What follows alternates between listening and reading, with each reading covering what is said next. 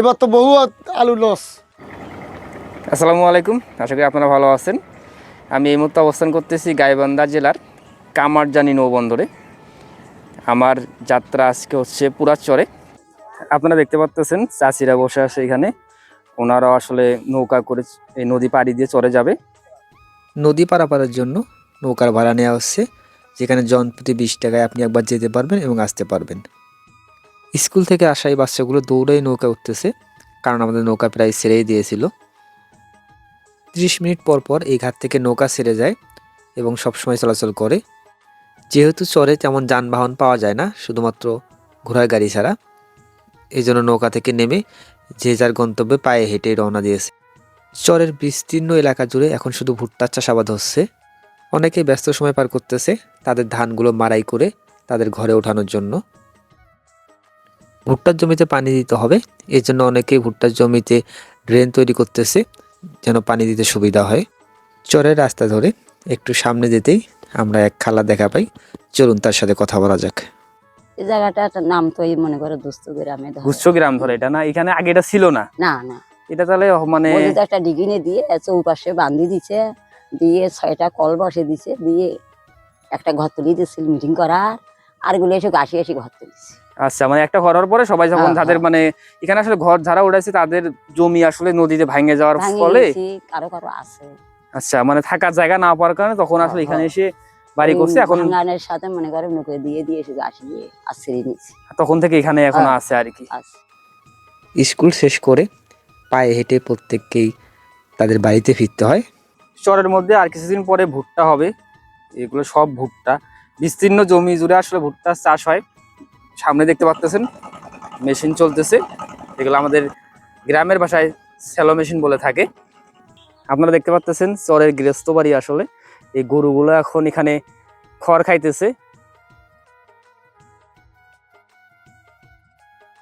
জমির আইল ধরে হাঁটার সময় হঠাৎ খেয়াল করলাম এক চাচা ঘাস কাটতেছেন।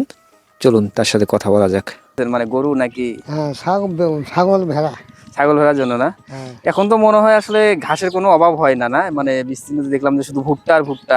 হ্যাঁ, হ্যাঁ। ভুট্টার জমি তো ভিতরে ঘাস থাকার কথা। হুম। আচ্ছা, অন্য অন্য যখন সময় থাকে, তখন মনে করেন আপনাদের হচ্ছে পানি থাকে, এগুলো তো পানির নিচে থাকে, তখন হ্যাঁ, তখন সমস্যা হয় না গরু? তখন গরু ছাগলের সমস্যা হয়। তার মানে হচ্ছে তখন তো সব জায়গায় চাইলেও ঘাস কাটা যায় না, বা ঘাস থাকেও না, পানির নিচে থাকে হ্যাঁ, পুরো তখন জায়গাটা। এই যে ধুমসে করা হয়, ধুমসে আগাল কাটি নিয়ে আসে। ধুমসি গাড়ি খাওয়া হয়। তার মানে এটা কয় মাস থাকে এরকম যে পানি থাকে? 6 মাস। 6 মাস। তার মানে 6 মাস আপনাদের প্রচুর কষ্ট করতে হয়। হ্যাঁ। গ্রামীণ এই রাস্তা ধরে এক খালা ওনার শাশুড়িকে চরের সেই নৌকা ঘাটে পৌঁছায় দিতেছে। চরের এই রাস্তাগুলো দেখুন, এক সাইডে হচ্ছে ভুট্টা যেগুলা কিছুদিন আগে লাগানো হয়েছে, এবং অপর সাইডে দেখুন সোনালী ধান। ধানগুলো পেকে গেছে, হয়তো 2-1 দিনের ভিতরে এই ধানগুলো কেটে তারা ঘরে উঠাবে। আপনারা পিছনে যে বাড়িটা দেখতে পাচ্ছেন, ওইটা একটা বাড়ি। ওখান থেকে এই অবধি আসতে আপনার মিনিমাম 4 থেকে 5 মিনিট হাঁটতে হবে। আর এরকম আপনারা প্রত্যেকটা বাড়ির সামনে টাটকা শাকসবজির ডাল পাবেন, যেরকম লাউয়ের ডাল এগুলা। আর যেহেতু এখন ধান কাটাকাটির সময়, প্রত্যেকটা মানুষের কাজে ব্যস্ত। আপনারা দেখতে পাচ্ছেন চাচা এখানে ধান মাড়াই করতেছেন একাই। আসসালামু আলাইকুম চাচা। ওয়ালাইকুম আসসালাম। ভালো আছেন? আছি ভাই কোনো মতে। এই যে এখানে আমি দেখতে পাচ্ছি একটা জমি তৈরি করতেছেন, এই জমিটা আসলে কি লাগাবেন এখানে? এরা আলু লাগাচ্ছি ভাই। তো প্রায় এটা তারা 30-35 শতক। ন্যায্য দাম পান আপনারা? মানে না বাজার না, কোনো ন্যায্য মূল্য তো কোনো টাকা পয়সাই তো নাই। এবার তো বহু আলু লস। আপনারা দেখতে পাচ্ছেন একটা ছোট বাচ্চা তার মায়ের হাত ধরে সম্ভবত বাজার থেকে আসতেছে, বাড়ির দিকে যাইতেছে। বাড়ির উঠোনে ধান শুকানোর জন্য দিয়ে রাখা হয়েছে এখানে। এখন মূলত শীতকাল হলেও আসলে প্রচন্ড গরম, বিশেষ করে চরে আসলে সকাল থেকে শুরু করে প্রায় বিকাল অবধি রোদ থাকে। এই কুকুরটা আসলে অনেক ক্লান্ত। এক খালা মাথায় করে ধানের আটি নিয়ে আসতেছে। আসলে চরের জীবন এরকমই, সংগ্রাম করে বেঁচে থাকা লাগে। এটা মাথায় করে আসলে অনেক দূর পর্যন্ত নিয়ে যাবে। সেই নৌকা যে ঘাটি আছে, ওই নৌকা ঘাট পর্যন্ত আসলে মাথায় করে নিয়ে যাবে, কারণ এখানে সবসময় যানবাহন থাকে না। একমাত্র যানবাহন যেটাকে চরের জাহাজ বলা হয়, সেই ঘোড়ার গাড়ি, সেটা আপনি সবসময় পাবেন না যদি আপনার নিজস্ব না থাকে। আপনারা দেখতে পাচ্ছেন চরের যে জাহাজ বলা হয় ঘোড়ার গাড়ি, সেই ঘোড়ার গাড়ি এখানে দাঁড় করিয়ে রাখা হয়েছে এবং একটু উপরে আপনারা দেখতে পাচ্ছেন দুইটা ঘোড়া। এই ঘোড়াগুলো সম্ভবত একটু আগেই এই গাড়িটি নিয়ে আসলো। আপনার ভাগ্য ভালো থাকলে নৌকা থেকে নামার পর আপনি ঘোড়ার গাড়ি পেয়ে যেতে পারেন এবং চাইলে আপনি সেই ঘোড়ার গাড়িতে করে আপনার বাড়ি অবধি যেতে পারবেন। এখানে দেখতে পাচ্ছেন গরু, ছাগল এবং ভেড়া একসাথে ঘাস খাইতেছে।